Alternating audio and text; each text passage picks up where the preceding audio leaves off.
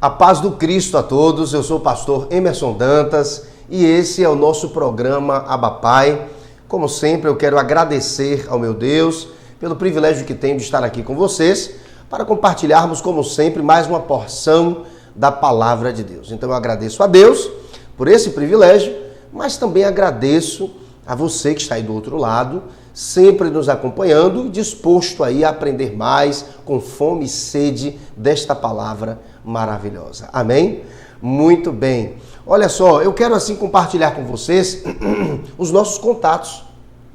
De repente você quer contactar conosco, quer nos levar aí para a sua igreja para compartilharmos a palavra do Senhor, então você pode anotar aí os meus números de telefone.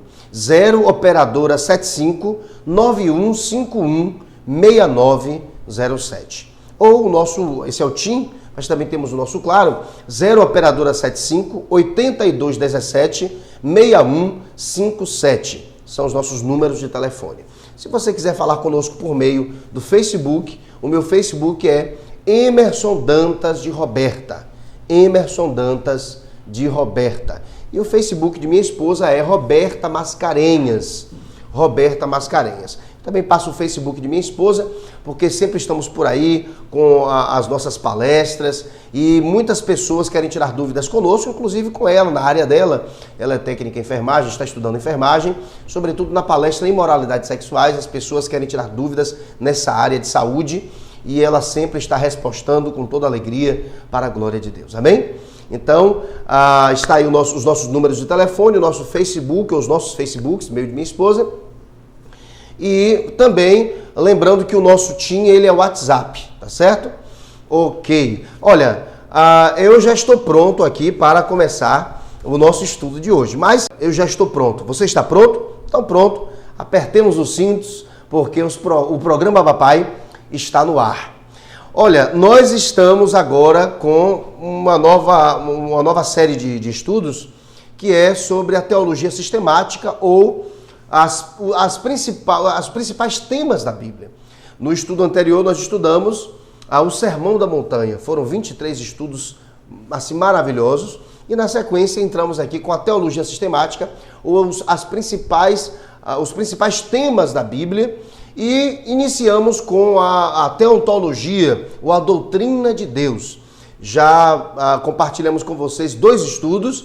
Esse é o nosso terceiro estudo. E muitos outros virão aí para que possamos assim mergulhar na palavra, aprender a palavra, tá? Para que a gente possa exercer uma espiritualidade madura e equilibrada para a glória de Deus.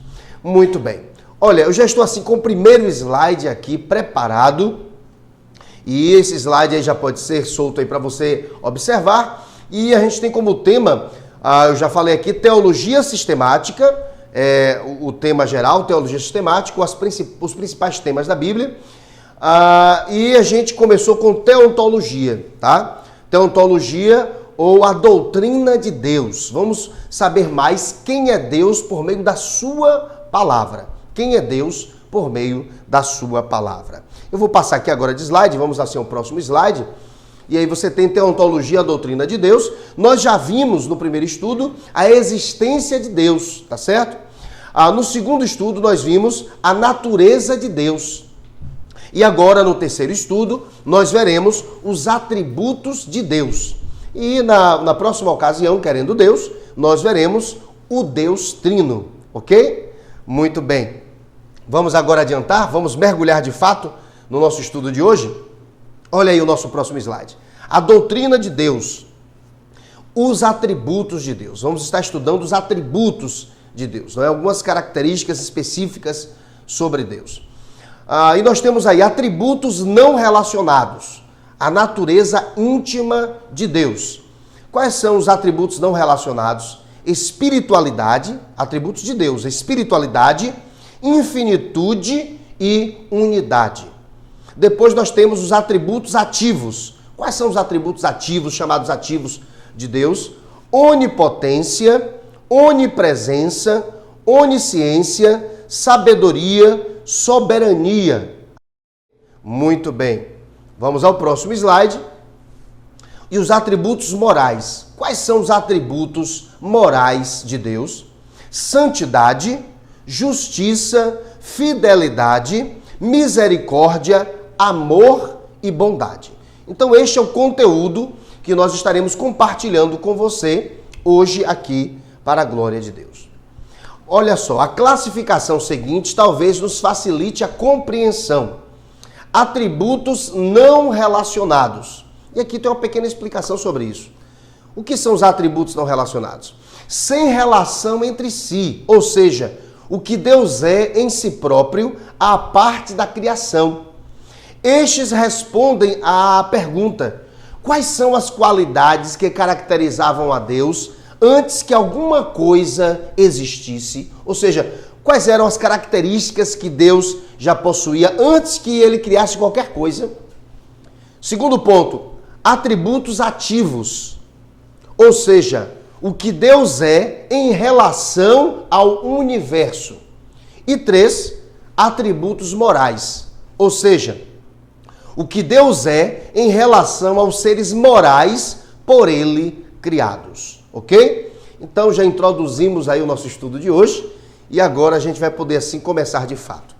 Aqui o nosso próximo slide nos diz assim: qual a diferença entre os nomes de Deus e os seus atributos? Os nomes de Deus expressam as qualidades do seu ser inteiro, enquanto os seus atributos indicam vários aspectos do seu caráter. Muito se pode dizer de um ser tão grande como Deus, mas facilitaremos a nossa tarefa se classificarmos os seus atributos, ok? Então nós já estudamos um pouco sobre Deus a partir dos seus nomes, o que é que os seus nomes sugerem, e agora estaremos estudando os seus atributos, tá bom? Muito bem, vamos assim ao nosso próximo slide.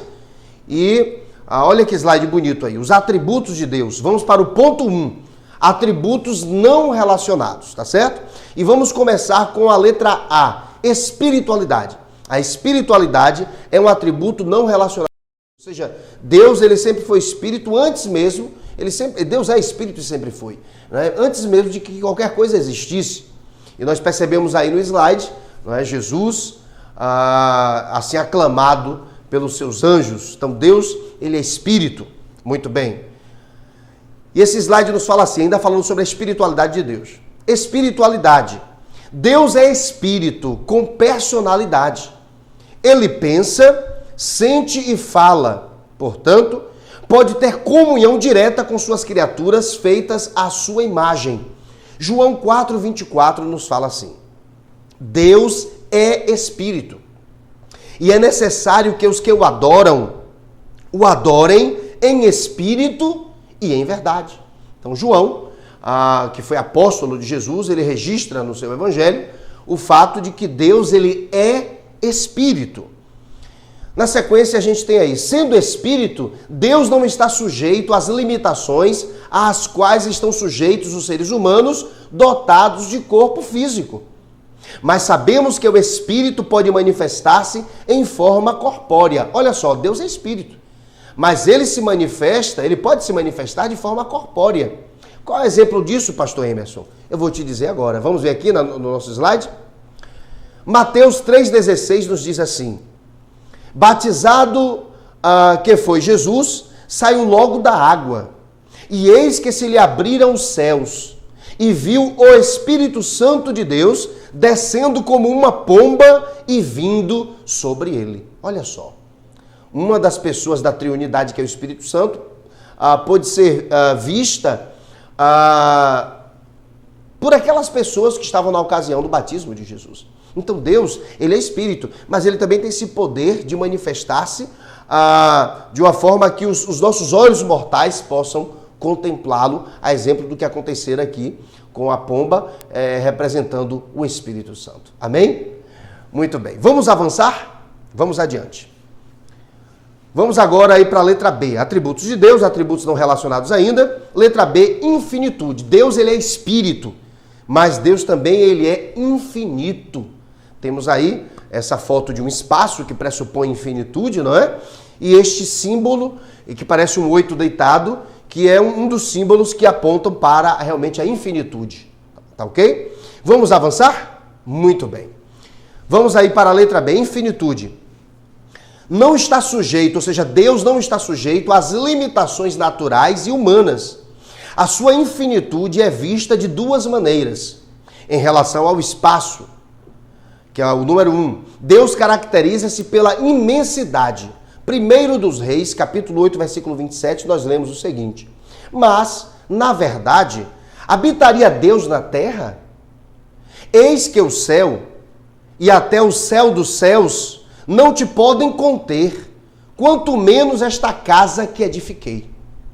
Ou seja, a gente percebe que aí o contexto aí é o seguinte: o templo de Salomão havia sido construído e as pessoas de Israel que sabiam que Deus era infinito, assim como nós sabemos, sabiam que Deus não estaria contido naquele templo simplesmente, porque Deus é infinito. E Deus, ele não habita em templos feitos por mãos, ok? Então Deus, ele é espírito e ele é infinito. Olha o que é que diz aqui o ponto 2 agora. Em relação ao tempo, Deus é eterno. Ele existe desde a eternidade e existirá por toda a eternidade. Jeremias 10:10 nos diz: mas o Senhor é o verdadeiro Deus. Ele é o Deus vivo e o Rei eterno. Ao seu furor estremece a terra, e as nações não podem suportar a sua indignação. Olha que maravilha aqui, está revelado aqui no livro de Jeremias, o profeta maior Jeremias. Né? Aqui diz: ele é o Deus vivo e o Rei eterno. Então Deus é espírito e ele é infinito. Com relação ao espaço, nenhum espaço o contém. E com relação ao tempo, ele está presente em todas as épocas, porque Deus é espírito infinito. Amém, amados? Muito bem. Então, ele tem essas características e apenas ele. Nem os anjos têm essas características, tá bom? Assim, algumas características que Deus tem, alguns anjos têm. Outras apenas Deus tem. Vamos chegar a elas daqui a pouco. Vamos ao próximo slide? Muito bem. Ainda os atributos de Deus, atributos não relacionados. Letra C, unidade. Deus é espírito, Deus ele é eterno e ele é um Deus uno.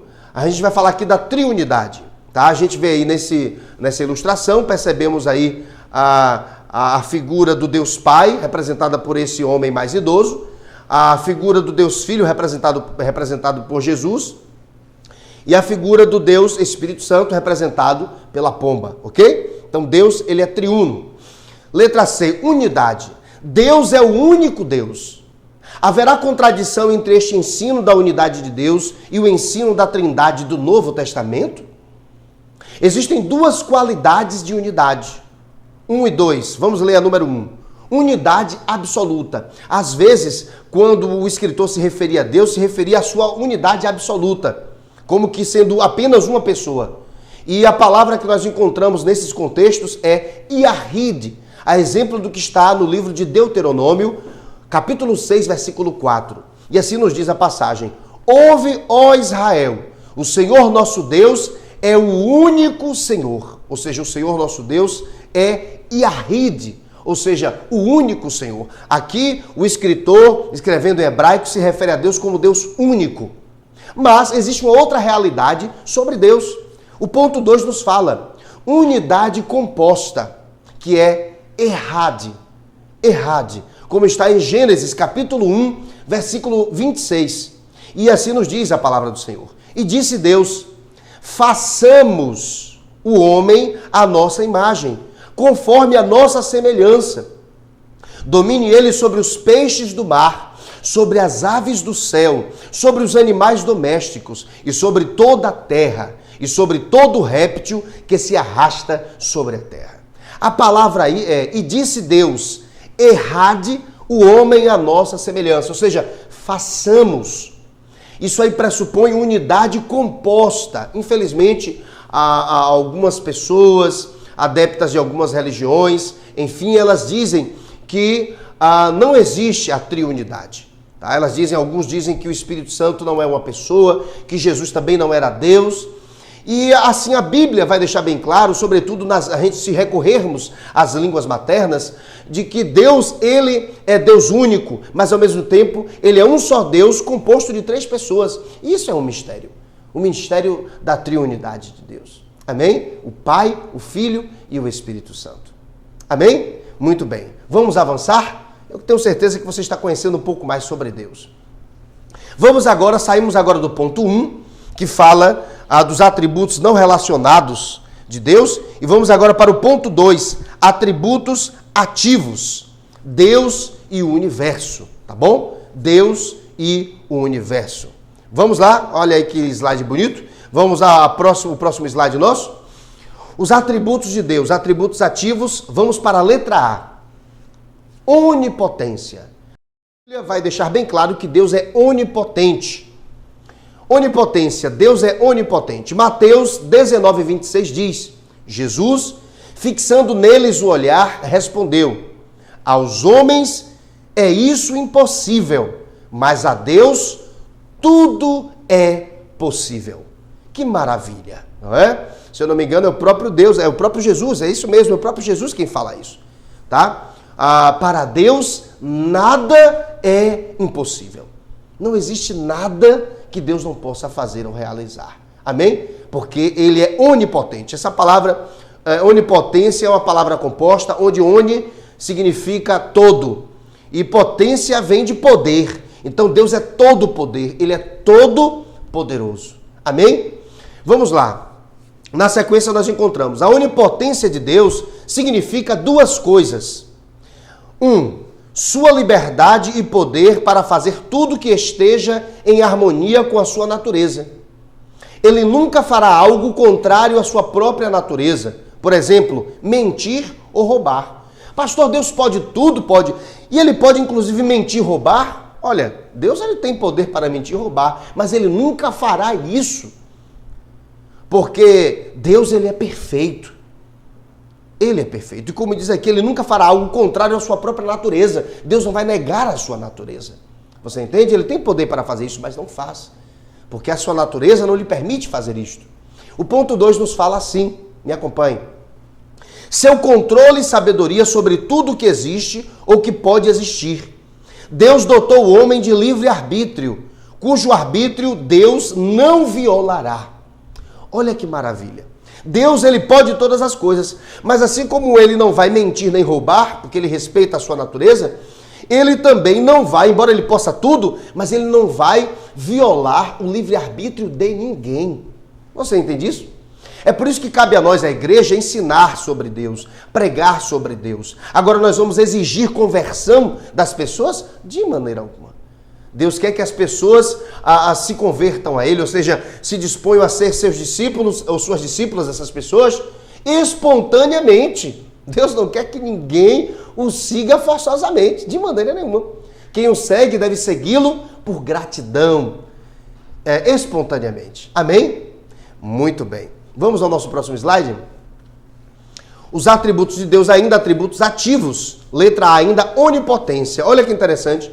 Até mesmo Satanás nada pode fazer sem a sua permissão. Ou seja, eu gosto daquela ilustração de que é como que Deus tivesse uma corda amarrada à cintura de Satanás. E Satanás só vai até onde Deus permite. Quando ele chega até onde Deus permite, Deus segura aquela corda e fala assim, olha, volta aqui, você só vai até onde eu permito. Porque Deus, ele é todo poderoso. Inclusive, Satanás e seus demônios, eles estão subalternos ao poder de Deus, porque Ele é onipotente, Ele é todo poderoso. Amém, amados? Amém? Glórias a Deus. Vamos lá para o próximo slide? Os atributos de Deus, ainda atributos ativos. B, onipresença. Deus, ele é onipotente, mas Deus também ele é onipresente. E aí a imagem aí desse espaço aí, né? Olha que lindo, né? Fazendo alusão à onipresença. O espaço é infinito, não é? E Deus, ele também é assim. Ele é infinito, ele é onipresente. Vamos aqui para o nosso próximo slide? Vamos lá. Onipresença. Deus é onipresente, isto é, o espaço material não o limita em ponto algum. Atos 7, 48 e 49, o Dr. Lucas registra o seguinte: mas o Altíssimo não habita em templos feitos por mãos de homens, como diz o profeta. O céu é meu trono e a terra o escabelo dos meus pés. Que casa me edificareis, diz o Senhor, ou qual lugar do meu repouso? Então, Deus ele está presente em todos os lugares. É como diz o salmista, se eu for até tal lugar, lá tu estás. Se eu for até tal lugar, tu lá estás. Se eu for até tal... Ou seja, não há como fugir da presença de Deus. Os olhos do Senhor estão a contemplar os bons e os maus em qualquer lugar da face da terra. E se o homem pudesse viajar para um lugar mais longínquo das galáxias, lá Deus estaria também. Então, como eu falei acerca da onipresença, da onipotência, onipresença também. Oni pressupõe todo. E presença é acerca da presença mesmo. Deus é todo presença. Ou seja, ele está presente em todos os lugares. Os anjos, eles não são onipresentes. Eles se deslocam, nós vimos isso aqui, não é? Ou ainda não vimos, angelologia não, veremos ainda angelologia.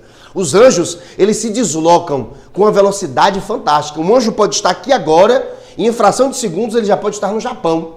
Então ele pode se deslocar rapidamente, mas ele está em todos os lugares ao mesmo tempo. Tanto os anjos que permaneceram obedientes a Deus, como os decaídos, a exemplo de Satanás e seus demônios. Eles se deslocam muito rapidamente, mas ninguém está em todos os lugares como Deus.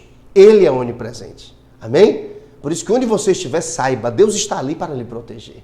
Glória a Deus. Vamos lá. Próximo slide. Vamos agora falar de outro atributo ativo de Deus, onisciência. Falamos de onipotência, onipresença e agora onisciência. Pastor, o que significa onisciência?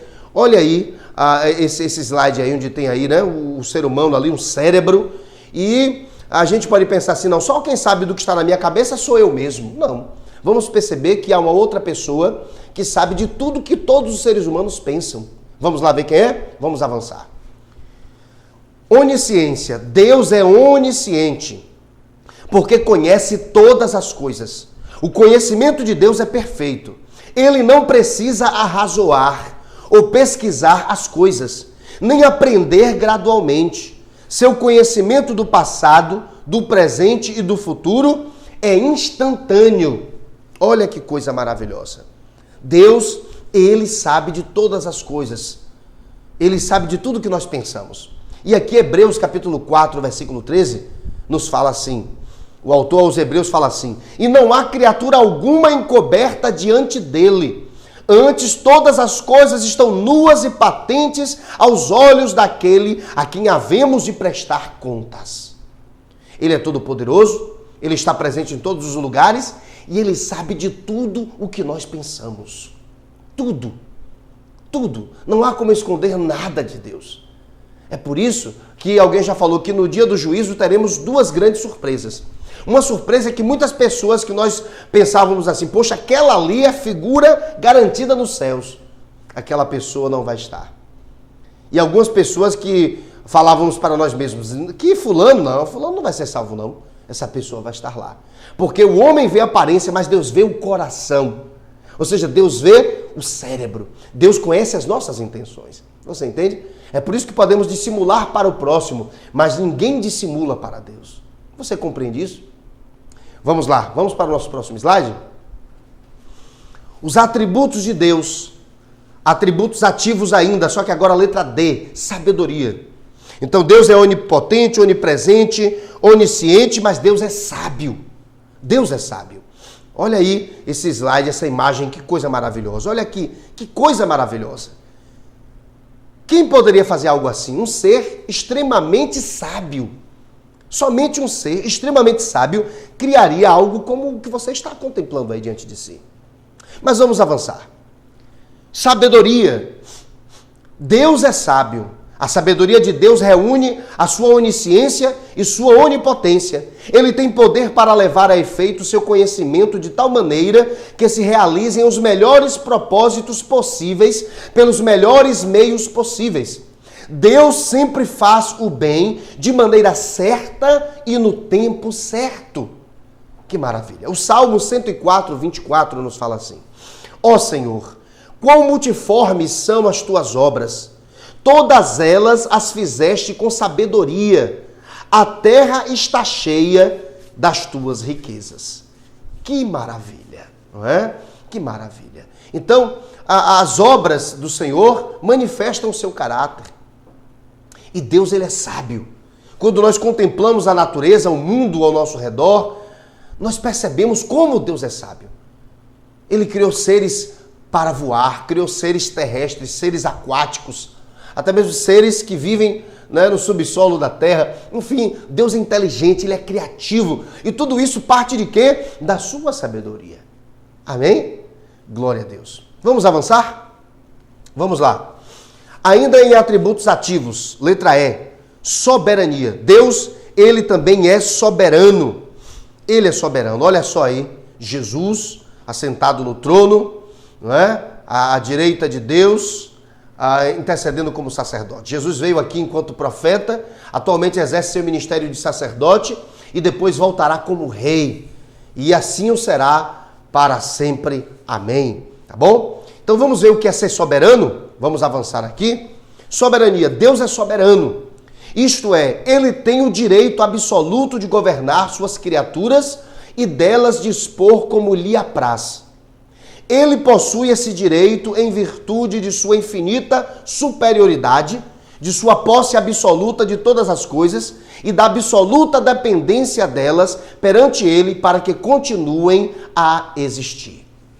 Ou seja, Mateus 20,15 diz: não me é lícito fazer o que quero do que é meu? Ou é mau o teu olho porque eu sou bom? Ou seja, Jesus faz essa pergunta. Não é lícito fazer o que quero do que é meu? Então, Deus, Ele faz o que Ele quer daquilo que é dele.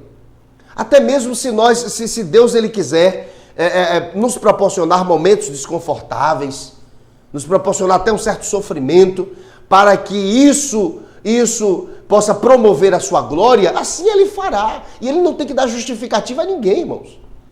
Se a gente ora a Deus, Ele cura, amém, Ele continua sendo Deus. Se a gente ora, Ele não cura, Ele continua sendo Deus. E Ele não precisa se justificar para nós, porque Ele é soberano. Você sabe o que é soberania? Soberania pressupõe um estado superior, um nível onde ninguém mais pode estar. Conta-se que alguns pilotos norte-americanos estavam em alguns jatos sobrevoando uma região muito superior, muito acima da estratosfera, enfim. Espero que eu não tenha me enganado aqui, mas eles estavam com seus jatos em um lugar muito alto, onde eles mesmos têm que usar realmente alguns aparatos, inclusive máscara de oxigênio por causa da descompressão. E esses jatos estavam voando, eles viram na mesma região em que eles estavam uma águia voando. E esses homens informaram aquilo à base, e os cientistas que já estudavam a águia passaram a estudar a águia de forma muito mais acurada, porque eles não entendiam como é que a estrutura óssea daquelas águias suportava, não é, aquela descompressão em que elas estavam. Por isso que a águia é considerada a rainha dos ares, porque nenhuma ave conseguirá chegar àquela região onde aquela águia estava. Você entende o que é soberania? Assim é Deus. Deus é único. Ninguém pode chegar ao nível de Deus, ao patamar de Deus. Ninguém. Anjo algum. Por isso que Lúcifer, ele se tornou Satanás e foi expulso dos céus. Porque ele queria ser semelhante ao Altíssimo. Mas só que ninguém será semelhante a Deus. Não há Deus maior, não há Deus melhor, não há Deus tão grande quanto o nosso Deus. Você entende isso? Você serve ao Deus Todo-Poderoso. Os outros deuses são fruto da imaginação humana. Mas vamos avançar. Tenho certeza que você está aprendendo mais sobre Deus. Está sendo uma bênção. Ainda atributos morais de Deus. Não terminamos, na verdade, os atributos. Falamos primeiro sobre os atributos não relacionados. O número 1. Número 2, atributos ativos. Agora vamos entrar nos atributos morais de Deus. Muito bem. E você percebe aí nesse slide bonito, não é? Alguns seres morais. Percebam aí, no alto do lado esquerdo, os anjos, que são seres morais. Os anciãos, que são seres morais. Os 4 seres viventes, que são seres morais, e também os seres humanos, que são seres morais. Tá? Então a gente vai ver agora os atributos morais de Deus. E o primeiro atributo moral de Deus é, letra A, santidade. Vamos avançar aqui? Santidade. Santidade. Deus é santo. A santidade de Deus significa a sua absoluta pureza moral. Ele não pode pecar nem tolerar o pecado. O sentido original da palavra santo é separado. Apocalipse, capítulo 4, versículo 8, o apóstolo João, ele registra o seguinte: Os 4 seres viventes tinham, cada um, 6 asas, e ao redor e por dentro estavam cheios de olhos. E não tem descanso nem de noite, dizendo: Santo, Santo, Santo é o Senhor Deus, o Todo-Poderoso, aquele que era, e que é, e que há de vir. Que maravilha! E aqui na sequência nós lemos o seguinte: quando os homens desonram pela violação de seus mandamentos, se diz que profanam seu nome, que é o contrário de santificar seu nome. Amados, nós temos que entender assim o que significa moralidade, o que é moral, não é? Eu gosto de explicar isso, porque assim, moral está ligada à ética. E o que é ética? A ética aponta para um código de conduta, ou seja, para regras, para leis estabelecidas. E, como eu sempre falo, nós seres humanos nos submetemos a vários códigos éticos aqui nesta vida. Existe, por exemplo, o código ético maior da nossa nação, que é a Constituição Federal. Existem outros códigos éticos que estão atrelados à Constituição Federal. Então existe o código ético com relação ao consumidor, tem o Código de Defesa do Consumidor, tem o código ético com relação ao trânsito, não é verdade? As leis de trânsito. Existe o código ético com relação a cada cidade, que é a lei orgânica, as leis orgânicas, enfim. Sempre que houver um determinado conjunto de regras, ali você encontra um código ético. Então, ética pressupõe regras. Ética pressupõe mandamentos, ética pressupõe orientações específicas. Agora, o que é a moral? Moral é o efeito da ética. Ou seja, existem códigos éticos, ou seja, existem regras. Cada pessoa vai observar essas regras de forma diferenciada. Por exemplo, existem pessoas que procuram se submeter totalmente às regras que lhes são impostas. Existem pessoas que se submetem parcialmente. E existem pessoas que não querem se submeter a regra nenhuma. São as pessoas anarquistas. Querem viver em uma situação em que não há nenhum código ético. Elas são livres para fazerem o que quiserem. E aí vira, na verdade, uma bagunça. Então, ética pressupõe regras. E a moral de alguém vai ser determinada de acordo com a sua capacidade de submeter-se total, parcial ou não submeter-se a determinadas regras. E a gente sabe que, além dessas regras todas que eu citei aqui, existe o código ético maior de todos os seres humanos, que é a Bíblia Sagrada. É a palavra de Deus. Temos códigos éticos aqui, mas o código ético dos códigos éticos é a palavra de Deus. Você entende isto? E a palavra de Deus, inclusive, é estudada em ambientes acadêmicos, por exemplo, quem faz mesmo direito. Os estudantes de direito estudam, por exemplo, a lei de Moisés, não é verdade? E que influenciou tantas civilizações e influencia até hoje a nossa cultura, enfim. Então, ética pressupõe regras. A moral pressupõe a sua observância, até que ponto vai a sua observância a um determinado código ético. Por isso que as pessoas amorais são pessoas que não se submetem a nenhuma regra, ou a quase nenhuma regra. E aqui diz que Deus, ele é santo. Santo, que vem do hebraico kadosh e vem do grego hagios, e que pressupõe separação, brilho. Deus, ele é santo, ele é separado, ele é brilhante. E nós, cristãos, que nos convertemos ao Cristo, somos santos, que é diferente de ser perfeitos. Ser perfeito é uma coisa, ser santo é outra.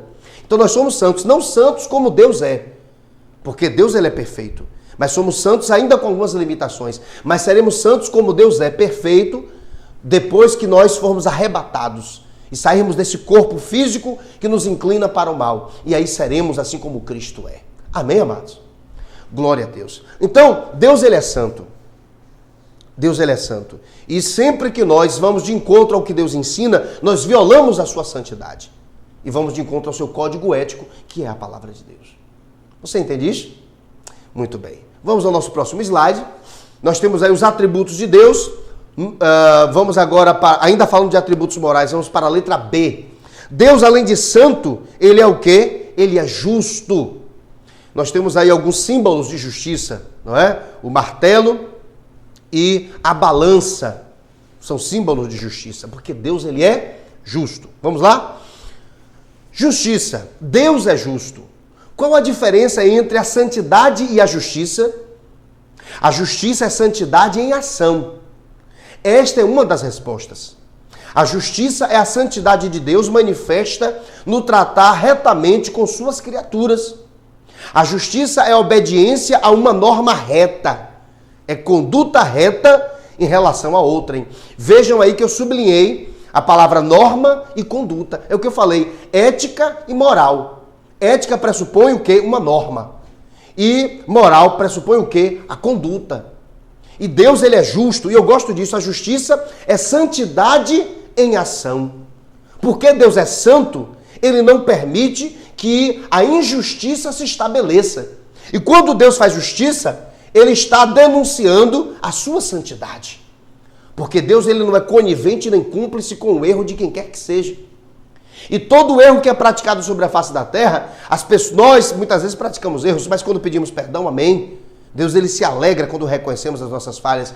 Mas há muitas pessoas injustas e fazendo injustiça, e elas pensam que elas vão permanecer, não é, incólumes, intocáveis, mas haverá um dia do juízo final. E as pessoas que foram injustas e praticaram injustiças, elas sofrerão a justiça de Deus. É por isso que precisamos ter muito cuidado com as nossas ações e até mesmo omissões, com as nossas atitudes. Porque devemos reproduzir em nós o caráter de Deus, inclusive a sua justiça. Gênesis 18, 25 diz: longe de ti que faças tal coisa, que mates o justo com o ímpio, de modo que o justo seja como o ímpio. Esteja isto longe de ti. Não fará justiça o juiz de toda a terra? Olha só. Isso aqui já pressupõe juízo de Deus. Algumas pessoas falam assim, Deus é amor, não existe inferno. Não existe inferno. Jesus fala mais em inferno no Novo Testamento do que em céu. E aqui em Gênesis já se fala, Deus, ele vai tratar o injusto e o justo da mesma forma, com a mesma medida? Não, queridos. Aquele que ouve a palavra e se converte ao Cristo, essa pessoa tem seu nome escrito no livro da vida, a festa no reino dos céus por sua causa, e esta pessoa, ela morará eternamente com o Pai. Mas aquelas que não se submeterem à vontade de Deus, lançadas no tormento eterno. Porque Deus é amor, mas ele também é justiça. Até que as portas da graça estejam abertas, Jesus é advogado.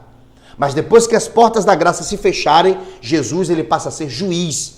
E ele não lutará mais para nos defender. Mas ele agora entregará a sentença de cada um, ou condenado ou absolvido. Você entende isto? Muito bem. Vamos adiantar? Vamos agora para um outro atributo moral de Deus, que é a fidelidade. Deus, ele é fiel. Deus é fiel. E nós temos aí essas duas alianças que são símbolo de fidelidade. O casal, quando está ali no altar, jura fidelidade, né? Um para o outro, um cônjuge para o outro, ou um nubente para o outro, né? Depois que se tornam cônjuges. E aí o que é que acontece? Essa aliança é apenas um símbolo desta jura de amor.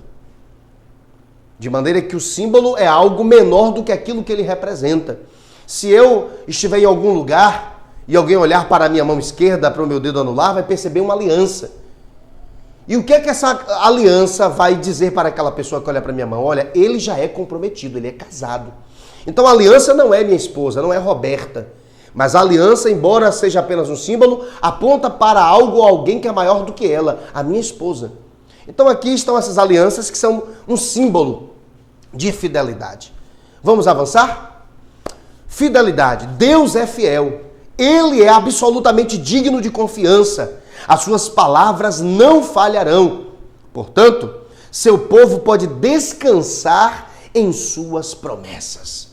A Bíblia diz que Deus não é homem para que minta, e nem filho do homem para que se arrependa.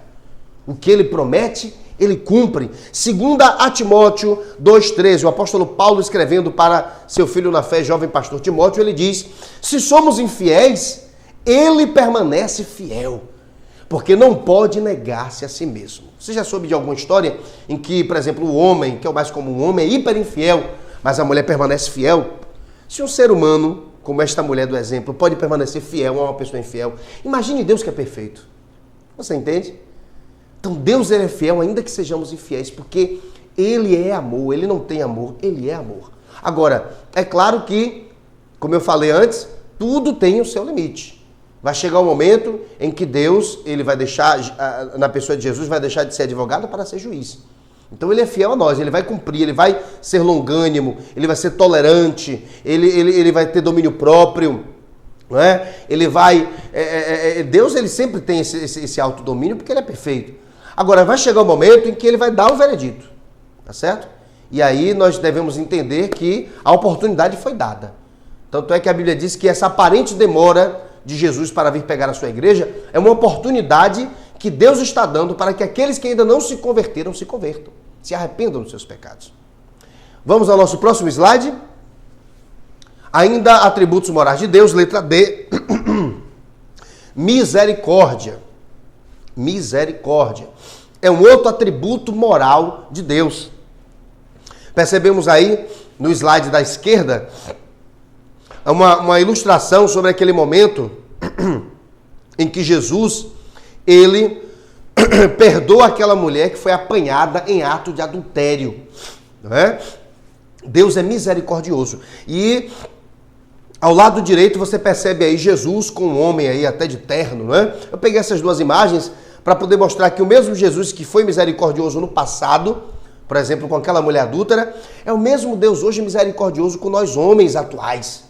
Porque ele não muda, ele é o mesmo, ele será o mesmo, não é? Ele é o mesmo ontem, hoje e eternamente, tá certo? Ele é misericordioso. E a palavra misericórdia vem de uma palavra grega composta, que é a soma de míseros e cardia. Vamos ver aqui na sequência? Vamos lá, me acompanhe. Misericórdia. Deus é misericordioso. A misericórdia de Deus é a divina bondade em ação com respeito às misérias de suas criaturas.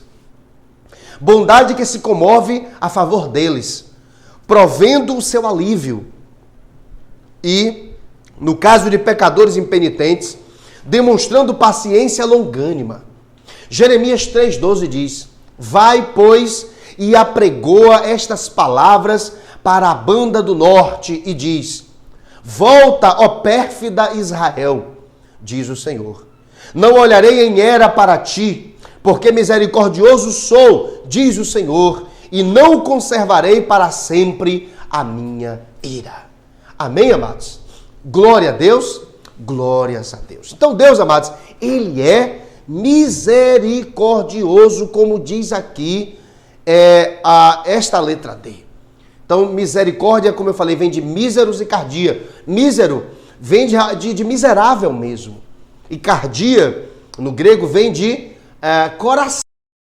E coração na Bíblia é o quê? É a nossa mente. Então, Deus, ele é misericordioso, ou seja, ele se identifica com as nossas misérias. Foi o que ele fez quando veio aqui na pessoa de Jesus. Ele deixou a sua glória, se vestiu de homem e veio habitar no meio de nós, veio morrer a nossa morte para nós vivermos a sua vida. Isso é misericórdia. Você entende isto? Glórias a Deus, porque Deus, ele é o quê? Deus é misericordioso. A Bíblia diz que as misericórdias do Senhor, elas se renovam a cada manhã. Muitas são as misericórdias do Senhor e elas se renovam a cada manhã. Você entende isto? Ah, você hoje fez um monte de coisa que chateou Deus. Aí você vai dormir. Quando você acorda amanhã, no outro dia, Deus já zerou tudo aquilo. Desde que você também se arrependa e peça perdão. Por quê? Porque as misericórdias do Senhor são muitas e se renovam a cada manhã. Amém, amados? Que bênção, que maravilha. Vamos ao nosso próximo slide? Vamos lá, vamos avançar para o nosso próximo slide. Ainda atributos morais de Deus. Um outro atributo moral de Deus é que Deus é amor. Deus ele é santidade, justiça, fidelidade, misericórdia e amor. Deus é amor. E nós temos 2 slides que mostram a maior manifestação do amor de Deus pela humanidade. Foi exatamente quando ele se vestiu de homem e ele foi humilhado, foi surrado e crucificado, morrendo em nosso lugar. Deus derramou a ira dele sobre si mesmo para nos preservar. E quando ele morreu na cruz, ele tomou o nosso lugar. E o corpo dele aí, do jeito que você está olhando aí, não é? Isso é segundo a visão de Mel Gibson, A Paixão do Cristo, não é? E Jesus ficou realmente disso aí para pior, deformado, totalmente deformado. Mas nós deveríamos estar ali no madeiro. Nós deveríamos ter recebido aquelas chicotadas. Nós deveríamos, na verdade, ser humilhados como ele foi. Nós deveríamos ser crucificados como ele foi. Mas ele morreu a nossa morte para nós vivermos a sua vida. Amém? Que Deus maravilhoso, não é? Os outros deuses aí criados pelos homens são vaidosos, arrogantes, prepotentes, são até mimados. Mas o nosso Deus, ele nos ama tanto, a ponto de morrer a nossa morte para vivermos a sua vida. Glória a Deus. Vamos avançar? Vamos ao nosso próximo slide? Ainda atributos morais. Deus é amor. Deus é amor. O amor é o atributo de Deus em razão do qual ele deseja relação pessoal com aqueles que possuem a sua imagem e, muito especialmente, com aqueles que foram santificados em caráter, feitos semelhantes a ele. O resumo da Bíblia, que segundo alguns estudiosos é João 3,16, diz assim: porque Deus amou o mundo de tal maneira, ou seja, porque Deus amou o mundo tanto, de tal maneira aí, é porque não se encontrou uma palavra em português que, como no grego, pudesse exprimir a profundidade, a largura e o comprimento do amor de Deus pela humanidade. Então, porque Deus amou o mundo de tal maneira porque não se encontrou uma palavra para decodificar esse amor de Deus. Que deu o seu filho unigênito, ou seja, seu filho único, não foi o seu filho primogênito. Deus não deu o mais velho, mas tinha outros para poder chorar a ausência do mais velho que morreu. Não, ele deu o unigênito, o único que ele tinha. Você entende isso? Que deu seu filho unigênito para que todo aquele significa que a salvação é para qualquer pessoa. Todo aquele é indefinido. Para que todo aquele que nele crê não pereça. Ou seja, não morra. Não morra aqui, inclusive espiritualmente. Não morra espiritualmente, mas tenha a vida eterna. A vida eterna ao lado de Deus. E aí na ilustração, na gravura, nós temos aí Jesus e ao lado o Cordeiro. Por quê? Porque Jesus, ele é o Cordeiro de Deus que tira o pecado do mundo. Aqueles cordeiros que morriam no Antigo Testamento apenas apontavam para o verdadeiro Cordeiro que viria para morrer e salvar toda a humanidade. Amém? Vamos avançar. Ainda os atributos morais de Deus, nós temos aqui bondade. Deus, ele é santo, é justo, fiel, misericordioso, amoroso e bom. Deus é bom. E nós temos aí a imagem, não é? Essa ilustração aí de Jesus com uma ovelhinha nos seus ombros. Não é? A bondade. Muitas vezes, quando uma ovelha ficava ferida, o pastor pegava a ovelha e colocava nos seus ombros e levava ela de volta para o aprisco. E é assim que Jesus ele faz conosco. Não é? Não há lugar longe demais que você tenha ido que Jesus não se dispõe a ir atrás de você para lhe resgatar e lhe trazer de volta ao redil. Amém? Muito bem. Vamos lá. Vamos avançar? Bondade. Deus é bom. A bondade de Deus é o atributo em razão do qual ele concede vida e outras bênçãos às suas criaturas. Mateus 5,45 diz: para que vos torneis filhos do vosso Pai que está nos céus, porque ele faz nascer o seu sol sobre maus e bons e faz chover sobre justos e injustos. Não se deve julgar a Deus enquanto não descer a cortina sobre a última cena do grande drama dos séculos. Então veremos que ele tudo fez bem. Amém? É como alguém já falou, não comente um filme antes de assisti-lo totalmente. Muitas pessoas, elas julgam a Deus. Ah, Deus é assim, ele é assado. Só no final de todas as coisas é que compreenderemos os propósitos de Deus, sobretudo para a humanidade. Amém, amados? Então aqui você pôde perceber hoje um pouco mais a pessoa de Deus, os atributos de Deus. Vimos aqui os atributos não relacionados, os atributos ativos, os atributos morais. Amém? Já estamos encerrando o nosso programa. Eu tenho certeza que você gostou. E o nosso próximo estudo, como está aqui no slide, será o Deus Trino. Amém? Será o nosso próximo estudo, o Deus Trino. E a gente vai ver aí a doutrina declarada, a doutrina definida, a doutrina provada e a doutrina ilustrada. Tudo isso sobre a doutrina da Trindade ou a doutrina da Triunidade. Amém? A gente vai ver isso aí. A doutrina da triunidade, ela é declarada na Bíblia. A doutrina da triunidade, ela é definida na Bíblia. A doutrina da triunidade é provada na Bíblia. E a doutrina da triunidade é ilustrada na Bíblia. Esse será o nosso próximo estudo, ainda dentro do tema a teontologia, que é a doutrina de Deus, e dentro do tema os atributos de Deus. Amém? Glória a Deus? Muito bem. Eu quero assim, neste momento, registrar aqui no estúdio da TV Monte Sião a presença do nosso querido irmão Adail. Adail é membro da nossa igreja e está conosco aqui no estúdio da TV Monte Sião, de maneira que a gente saúda o irmão Adail em nome de Jesus e a todos que nos acompanham e também aos queridos membros e congregados da Igreja Batista Aba. Amém? Muito bem. Queridos, estou encerrando o meu programa. A Igreja Batista Aba fica aqui no Brasil, Bahia, Feira de Santana, bairro do Jardim Cruzeiro, Rua Porto Seguro, número 445, na mesma rua do Hospital Municipal da Criança. E os nossos cultos, todas as quintas-feiras, 7h30 da noite, culto de doutrina. Às sextas-feiras, 8 da noite, culto de oração, dirigido inclusive pelo irmão Adail, que está aqui conosco.